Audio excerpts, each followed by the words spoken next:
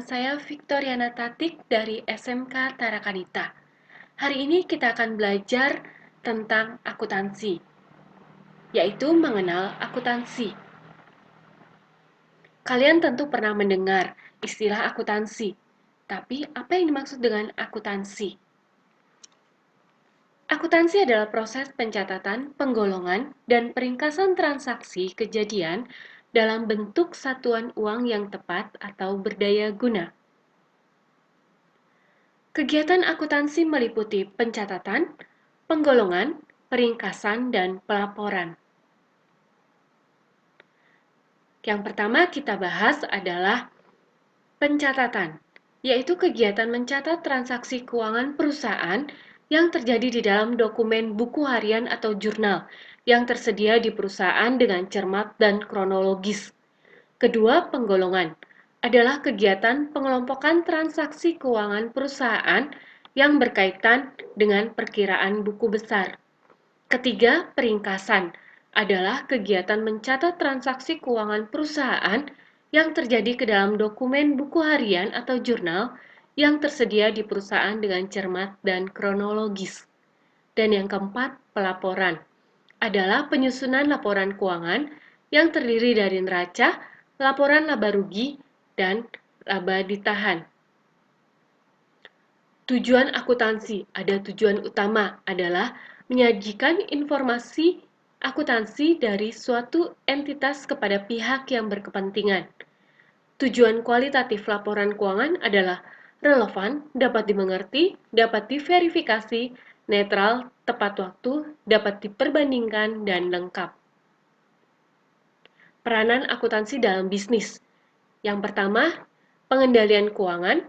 Kedua, sebagai operasi perusahaan. Ketiga, sebagai pelaporan. Dan yang keempat, sebagai perencanaan. Pihak yang membutuhkan informasi akuntansi ada pihak internal dan pihak eksternal. Pihak internal, pemilik, karyawan, manajer produksi, dan manajer pemasaran.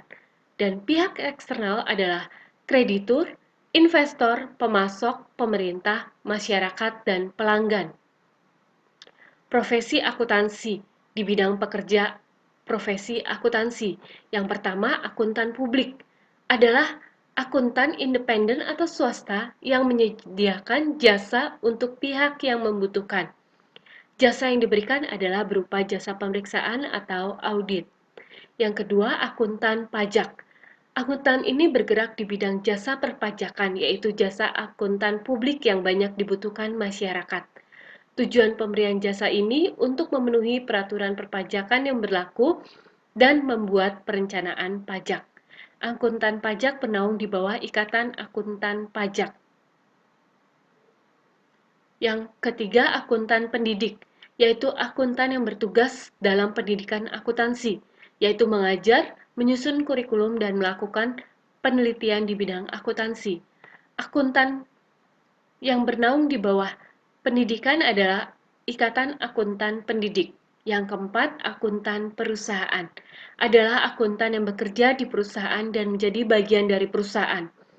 Tugas akuntan intern adalah menyusun sistem akuntansi, menyusun akuntan keuangan, menyusun akuntansi biaya, dan menyusun anggaran.